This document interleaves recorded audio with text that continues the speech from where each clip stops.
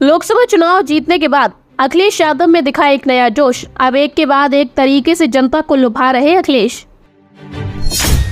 कभी पीडीए के दम पर तो कभी समानता के दम पर अखिलेश ने इस तरह से जीता लोकसभा चुनाव 2024 का रण अब 2027 पर है नजर।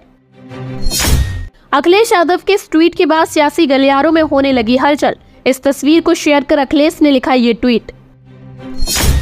अब चुनाव का नक्शा बदल देंगे अखिलेश यादव। अब पीडीए के साथ ऐसे नई रणनीति पर काम शुरू करेंगे सपा सुप्रीमो।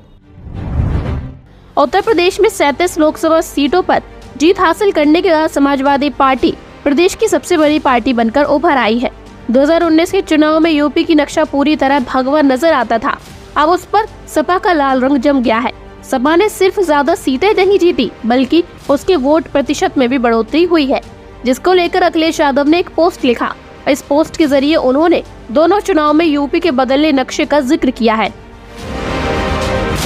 अखिलेश यादव ने 2019 और 2024 लोकसभा चुनाव के आए नतीजों के नक्शे अपने सोशल मीडिया अकाउंट एक्स पर शेयर किए, जिसमें दोनों के अंतर को दिखाने की कोशिश की गई। 2019 के नक्शे में जहां बीजेपी का भगवा रंग छाया हुआ है और सपा की केवल 5 सीटें दिखाई दे रही है, तो वहीं इस बार सपा का लाल रंग भारी दिख रहा है।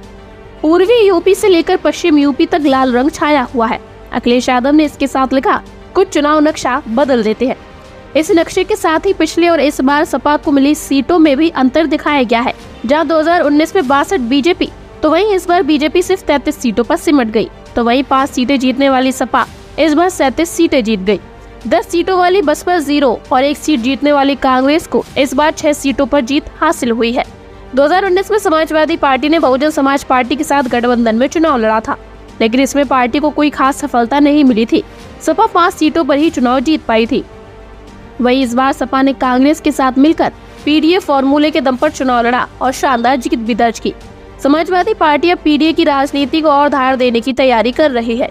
पार्टी ने विधानसभा चुनाव के लक्ष्य को ध्यान में रखते हुए अति पिछड़े समाज और दलितों को पार्टी के साथ जोड़ने की तैयारी की है। इसके साथ ही सपा ने समाज के नेताओं को और तरजीह देने की तैयारी शुरू कर दी है। Bureau report the dig bite.